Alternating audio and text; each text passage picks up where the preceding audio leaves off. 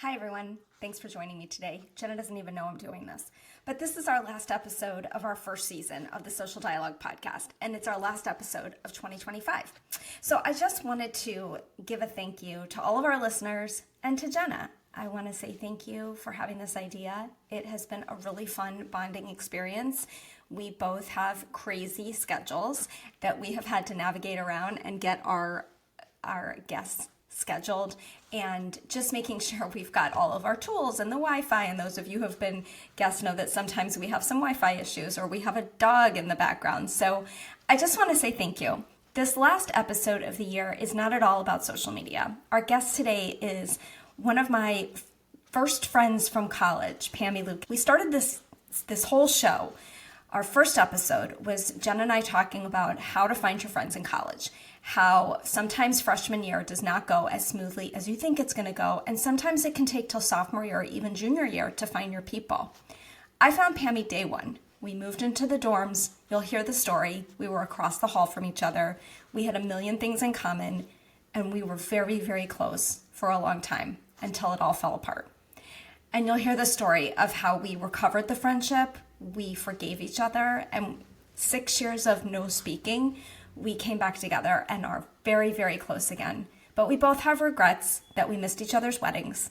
And it is a story that we tell our children, the story of forgiveness and the story of importance of knowing what your priorities are and keeping them straight. So it's a great way to end a year. It's a great way to start a new year.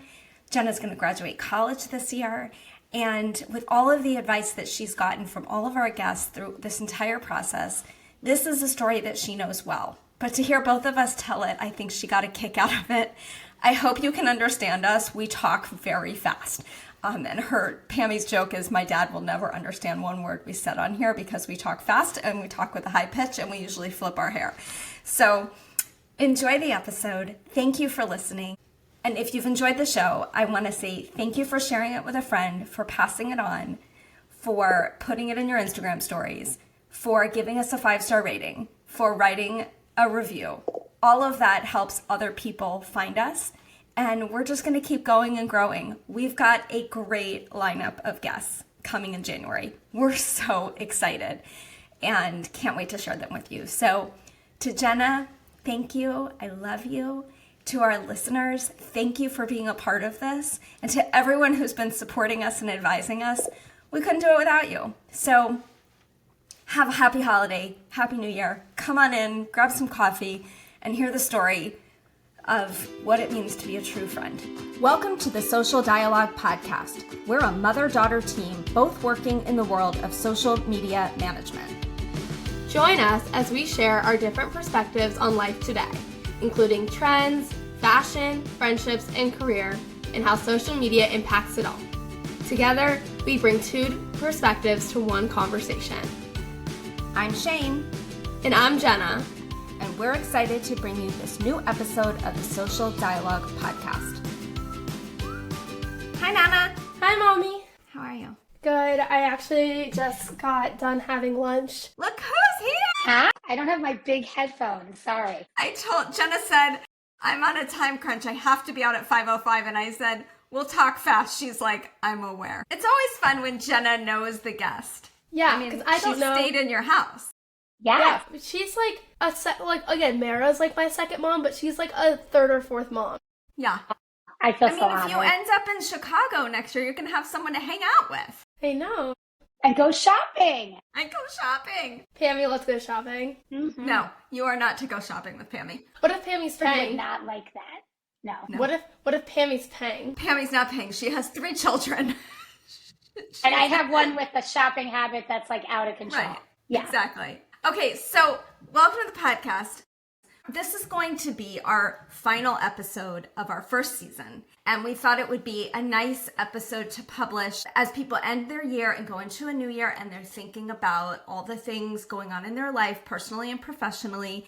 So this isn't really about social media, and it's not at all about what you do for a living, so we're going to just kind of leave that out. So I'm just going to give sort of a brief overview, and then I think we're just going to kind of brief is an understatement. This story is very long and complicated. Well, so we'll just get into it. So Pami and I met. Pam Lookatch is our guest today. She and I Her met. name is Pam, but we call her Pami. Like, I think people need to know that. Because When I was introduced to her, she was Pami. She came out of high school as Pami. But, like, now she's known, like, in the world as Pam. So, like, we need to clarify that we're the only two people that probably still call her Pami. Nuh-uh. Does Audra call you Pami? Audra calls her Pami. There are 3 people in this world who call her Dahlia probably calls you 4. Pami. Whatever. Anyone in AE5 at University of Florida, PC91, still calls me Pam. Okay, so, like, 40 people. Yeah. Plus me. That's the only people who still call her. I think we should clarify that she's known in the professional world as Pam. We're just going to be calling her Pami. That's fair. Thank you, Jenna. Okay. I got you. But I'm calling you Pami because that's the way I was introduced to you. So we met the week of your 18th birthday. Yeah. We started college in July. Both of us started college in July. Pami lived across the hall from me in the same dorm your brother lives in, which is bizarro and weird. And when we first met, I said, where are you from? And you said Hollywood, Florida. And I said, oh, my parents have a vacation place there. And we started figuring out where it was and ended up it was across the street from each other. And then we were across the hall. I mean, that's what are the crazy. chances? I know. So we went on to become very good friends very quickly. I think that week, isn't that the week we went to St. Augustine for your 18th birthday? Maybe. Oh, I think you're right. It is. Yes, because so I had we a car at school, and your mom was Pammy my had a car. designated driver. Right. I drove a lot in that car. Why? Which was, I don't know, but it was white and then it was red. Yeah. Yeah. And I drove the car a lot, and I had a very fun roommate who used to leave notes on the outside of the door that would say, Shane, sleep at Pami's. So everyone knew what was going on in that room, and I had to go sleep in Pami's extra long twin bed with her. So we became very good friends very quickly. And then we had a third. Dahlia was our third. We were basically like a threesome, all of us under 5 feet. We were very close friends for a very long time. And then senior year housing decisions were coming along. And this is different than your school, Jenna, where in the middle of sophomore year, everyone decides who they're living with senior year, which is weird. So weird. But this was probably like toward the end of junior year. And we decided we were going to live together. And it was me. Yeah. Towards the end, I was already abroad at that point. I know you didn't go abroad, but Go abroad. Yeah. This is how it was. We didn't live that kind of life. Right. Exactly. So it was me and Pami and Dahlia and then Audra. So we had this apartment in the Polos. We had pink carpeting. Pami and Audra shared a room because they both had serious boyfriends, so they weren't going to be there that much. And then Dahlia had I didn't have a serious boyfriend when we got the apartment. Wait, I'm going to tell you what happened. Okay, remember they opened that new, I'm assuming I could just like barge in here, but they had that new place which was like 4 apartments, like 4 rooms in an apartment. Yeah. So there was like 4. So that's how our trio became a foursome. See, I remember this. And then I don't know why, like we couldn't get an apartment in that place or something. So then we were like, oh no, what are we going to do? The place Audra. Right? University Commons. Yes. Where Danielle lived, yeah. I don't remember. Danielle lived there, but yes, University Commons. And then she we lived with your big sister. Oh, okay. I did not remember. But so anyways, we didn't get an apartment there. Maybe we didn't like it. I don't know. But then we were like, what are we going to do? But Audra had a serious boyfriend and she was never going to be there because I had already lived with her for a year and she was never there. So I was like, I'll just share a room with her, save some money. She'll never be there. I didn't have a boyfriend because that is where the demise of our friendship came from. As I remember it. Well, then we totally remember it differently because I remember, he was very much in the picture. There was a lot of fighting going on. It was not a smooth relationship. No, but we got back together. We broke up in Super Bowl of junior year. And then I was like stuck living in the house. You were, not stuck. I was stuck I moved out. I moved out. You moved out. You weren't even there. See, you left me. Right. Yeah. And I forgot about that. I was literally stuck living in the house. Because my roommate had a snake and I couldn't take it anymore. So she still can't take it anymore. No, wait, who did you live? Robin. I lived with Robin. No, I know Robin had the snake. I moved in with Lisa Peck's older sister. And yes. She dated the football player. Lisa Hop. Is that right? Yeah, because Mindy Brostoff graduated, I think. And I moved into her room. I think that's what happened. Yeah, so I lived with them for a semester. No, not in the Laurels. I don't remember what it was called. Oxford Manor. No, it was somewhere near Spyglass, which is where your boyfriend lived. It was somewhere near there. And then I moved into the Laurels over the summer because I didn't graduate until the end of the summer. And I lived with my little sisters. Oh, yeah. And Gordon. And a football player. And my stepbrother. Yeah, and a football player. Love you both, but I have to be out of here in 25. Oh my God. Anyways, so I got back. Yeah, so I got back. We were living together in our apartment, and I got back together with Josh. But we had all these plans, Shane and I, about our fun senior year. Right. And then so that was sort of the demise. Imploded. And at one point, you set me up with his good friend, which was not a good match. We went to a date function or something, and I was like, this isn't it. That was not, no. But it would have been fun if it had been. And then, of course, their third has a son who's good friends with Ryan. So it's all so connected. Anyway, so it all kind of fell apart pretty quickly in the apartment. And Jenna, the way that this ended up was, okay, so remember, we had no social media. Thank goodness, because who knows what we would have done to each other online. I mean, we were mean to each other. Well, first of all, it started with Dahlia had a boyfriend who she has now been married to for like 30 years, and they have 3 kids. But at the time they were dating, he was out of town. He actually went to college with Lorian Williams, and we made her get her own phone line. Because remember, we didn't have cell phones. And she was on the phone all day, and it drove us bananas. And so we sat her down one day, and we're like, either you stop talking to him all day or get your own phone line. So she got her own phone line. And then we never saw her. She was just in her room, afraid because we were out in the main room being so mean to each other. And Audra wasn't there. Right, Audra wasn't there. I cannot imagine. We had this, what? I can never imagine that. It's crazy. Us being mean to each other? We had a whiteboard. And on the whiteboard, it was like divided into 4 columns. So like if your mom called, there was like a column for Pami, and I'd be like, Fran called, or, you know, Audra. Every day. Like, every day, all day. But it was like this whiteboard. And so there was one day when I had gotten on a cooking spree or something. I don't remember. And she left me a message on the whiteboard. And she has beautiful handwriting.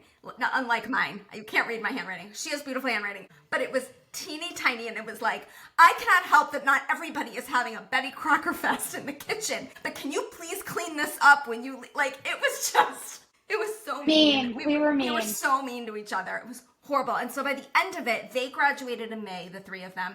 I wasn't graduating until August. And so I think there was like a sublease situation. We sublet for the summer, and then you guys graduated. I moved in with my little sisters, and that was it. And but you moved out earlier. I think I did move out earlier because we came home one day and Shane was gone. I was gone. Yeah, I was gone. And I moved in with my little sisters because their roommate, I don't know where she went, but she was gone. And so then, like a week or 2 before graduation. But right. I just remember coming home and you weren't there. Any of their graduation stuff. I wasn't even around. And then that was it. And I was moving. I knew that after graduation at the end of the summer, I was moving to Chicago. And I was like, that's it. These people are going back to Florida, South Florida. I'm never going to see them again. It's over. And I graduated. I moved to Chicago. And the next thing I know, I think it was at like one of those JUF singles events where I first saw you. Maybe, but also who like heard me on the loudspeaker at Saks Fifth Avenue, them calling my name? That was me. Was that no. Was that you or Melissa? It was one of us. Somebody heard her. She worked at Saks, and someone heard her name. Like someone had called her to a meeting or something. Yeah, they used to make like announcements, like they'd be like, Pam Lookatch, report to the executive office. Was this before I was Pam Davidson. Was it before what? Like the headsets, like at American Eagle, I wear like a little. Oh yeah, there were no headsets. Oh yeah, no headsets, no cell phones, no nothing. Yeah, this is like dinosaur times. Yeah, so we knew she was there. We start digging. We find out she's there, and I'm like, "Are you kidding me?" And then I would see her, and there was one time Dad came in to visit while we were dating, and we were at some big JUF event, and Pammy and I were face to face, and both did a 180 and turned around.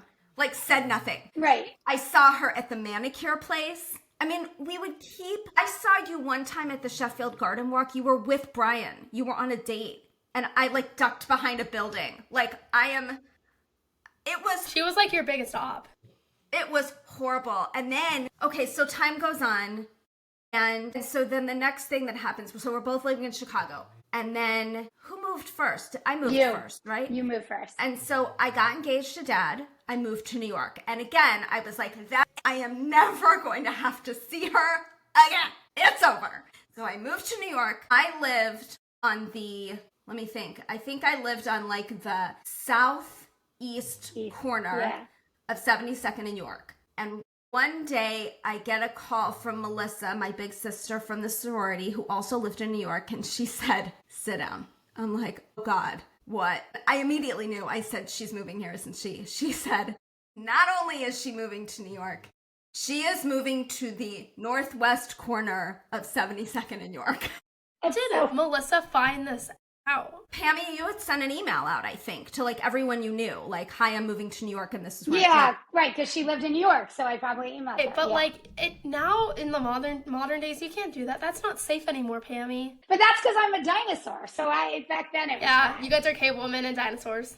So I knew she was there, but like, what was I going to do, right? And so one day, I'm running for the bus. There was a bus that went, I guess it went down York Avenue, and then it went across at some point, and then 57. left on 6th. Across on 57th and left on 6th. So I was late for the bus. So I run for the bus, and like, I'm sure you've seen this, Jenna. I'm sure this happened to you when like you're late for the New York bus, and then you jump on and you're like stuck in the stairwell. So I'm stuck in the stairwell, and I look up, and there's Pami's ass in my face, and I'm like, kidding me? That is so funny. I totally remember. And then you got off at my same stop. And I followed you all the way down 6th Avenue. And we worked like a few buildings apart. Yeah. It was ridiculous. Crazy. Yeah. And I think we were already both married at that point. Yeah. I had just gotten married. Oh, no, you weren't married. I wasn't married yet. You were. Right. Yeah. And Right. And so at our rehearsal dinner, like after all of this, Danielle and Melissa actually gave a toast that night, and they were like, don't get on Shane's bad side or she will hide from you on a New York City bus. I'm glad I was a part of it. You were there at some point. So we both got married. We were not at each other's weddings. This was like 6 years in. And then I got married. I went on my honeymoon. As you know, Dad and I were stuck in Tahiti for 4 extra days because of 9/11. We couldn't get home. And when we got home, we're living in New York City. Everybody's still reeling from 9/11. This was just a few days after. And it was between Rosh Hashanah and Yom Kippur. So it's during those 10 days. And I said, this is crazy. So I called Melissa and I said, can you get me her email address? And I emailed her and said, I call a truce. And she wrote me back, and I wish I still had it. I'm going to start crying. The most beautiful email I have ever gotten from anyone. See, now I'm going to start crying. It was so sweet and so just like it was over. After 6 years. And so we went to dinner at the Barking Dog Luncheonette. And I said to Howie, I'll be home in an hour. And it was like 4 hours later. And he was calling. I don't think you could text at that point, but we had a cell phone and he's calling. No, because the cell phone did not exist until 2007. No. We had a cell phone. It wasn't an iPhone. It was a cell phone though. And I had a so BlackBerry. he kept calling. Yeah, I had like a little Nokia thing. He kept calling. He's like, when are you going to be home? Are you bringing me dinner? And ever since then, it is the story that we tell of forgiveness and of friendship. Like, it was like the universe was forcing us to be friends. Like, it wouldn't have it. That's true. That's our story. Yeah. By the way, I've probably heard this story 20 times. I could have told you that whole story. And Emma and Jordan and Ryan and Samara, you could all tell that story because I feel like it's an important story for people to know. And we've talked a lot on the podcast about like friendships in college and which ones stick and which ones don't. And Pami and I went through like a very roundabout story to get here. And now like she's one of my closest friends again. Like not a day was missed, but our wedding days were missed. I know, it was sad. And that sucks, you know? Yeah. So. And we always said when we have daughters, we're going to teach them that you should never do that because we miss so much time. And that's why we had to be at the Barking Dog for so long because we were trying to make up for lost time in one dinner. Right. And then we lived in New York, but like only for 9 months, not that long. A year. Yeah, maybe, because mom and dad decided to be losers and moved to Louisville, Kentucky to raise a family. But you wouldn't be who you are without Louisville, Kentucky. That's right. You wouldn't. And you got to spend lots of time in Pami's house because that's where we stay when we go to Chicago. Yes, exactly. Yes. Love Pami's house. And with your grandparents. Yeah. I don't know. You can't not be in their family. Yeah. So it's a good story, and maybe somebody out there is wrestling with that kind of thing. You know, do I stay? We've talked about it. Like, are there friends that you keep and friends that you let kind of go into the periphery? But like, we weren't even letting it go to the periphery. We were just mean to each other, both of us. I mean, it was just Like, if I have to look back now, I think it was actually because we were so alike and so close, and like, so our values and who we are is so the same, that I think whatever silly thing we were fighting over, like, it was like we were mean because we were like so hurt that we couldn't like come to terms with it. I think when it's a friend that you don't care about as much, you don't put even that much into the fight, right? Yeah, that's a good point. Yeah, you're right. We were so much alike, and like, why couldn't we make this friendship work? And I think, they talk about like finding your significant other, timing is everything. You and I were, even though we were a lot of like, we were at different stages of our life. You had a very serious boyfriend. I did not. I was like ready to head off into single life in Chicago. I think at the time you probably thought you were going to end up with him. Thank God you didn't. Single life, but then you met Dad. Yeah. Oh. She had already met Dad, but this is how we didn't even talk. You met Howie winter break, right, of senior year, and I never knew until we reconnected that that's where you met him. Drunk at a bar in Miami. You met a guy. But like, we lived together, and she didn't know that I had met him. Yeah. Right. Yep. Isn't that you guys crazy? met drunk at a bar in Miami. Let's fucking go. I really was not drunk. I was not drunk anymore. It was like 2 She was o'clock in the happy. morning. She was just happy. I was having a good time. Who were you with at the bar? I was with the one friend that the universe did not want me to stay friends with. I remembered. That'll be a different podcast, but let's go back to forgiveness. She's not coming. No, I don't think that needs to be a podcast. I think it's good. No, that was an unhealthy, toxic relationship that I was very happy to let go of. And it's like the kind of thing, like, I don't miss that, but I missed our friendship when we weren't friends. And like, when I would see you out in Chicago, as much as I was like, I really, like, I was longing to be your friend, but there was no way to overcome it and to be like in the middle of some singles event, hey, Pammy, let's be friends again. Neither of us were going to do that. And I think it took time, and, maybe it took a world tragedy. I don't know. Right. Or maturity, like marriage, different. We were finally in the same stage of life, going back to what you just said. And the funny part is, we had mutual friends in Chicago. And every time, then my friends would be like, okay, I'm just letting you know, we're going to this party tonight, but Shane's going to be there.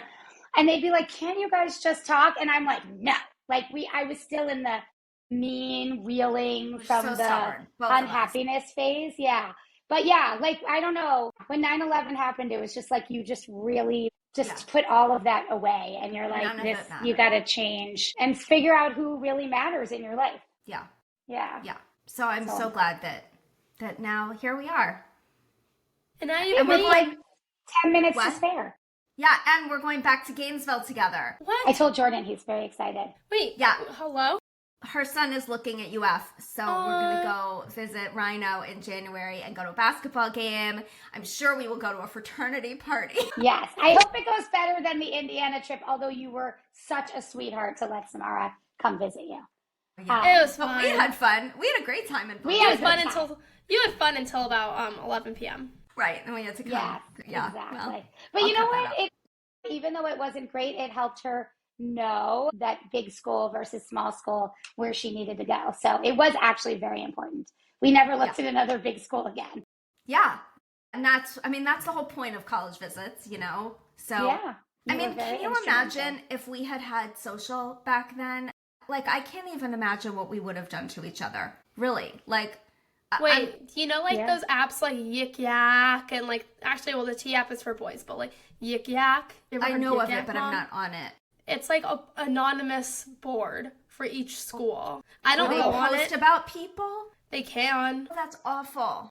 I don't have Yik Yak. I don't really go on it. It's like, that's such why does that even exist? Why does that? That's horrible. It's like mostly about stupid shit that like goes on with the school. But like, people's names get dropped. Oh, that's terrible.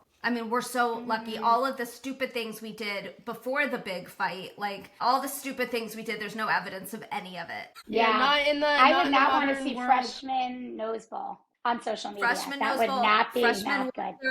Nope. No. I remember them vividly, sort of, but like, I definitely don't need to see that relived.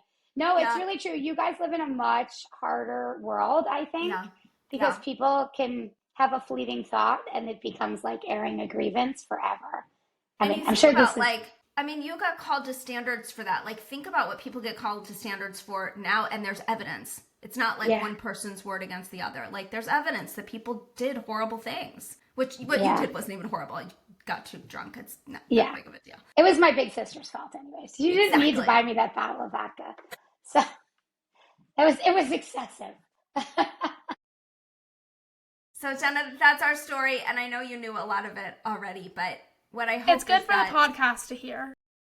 It's good for anyone to hear, because there are people in your life that maybe you are meant to be friends with them, and you have to find the timing and the way to make it happen. And so as we end this year, I think, it's something to think about. Who's in your life, who's not in your life that you miss, and how are you going to change things in 2026? And I think that's how we'll sign off the podcast this year. I love that. The Great first season. We made it. Yay.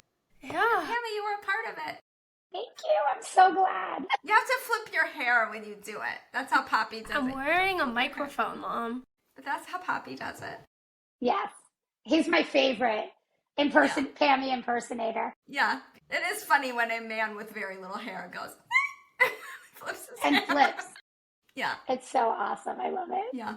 Yeah. So cute. All right. All right. So that's it. Have a great holiday, everybody. And we'll be back in January with some fun new guests. Yeah. Thanks for joining us on the Social Dialogue Podcast. If you liked today's conversation, be sure to leave us a 5-star rating and a review, and share it with a friend. Keep the dialogue going with us on social. Find us on Instagram, TikTok, Facebook, and YouTube. I'm Shane. And I'm Jenna. Thanks for listening.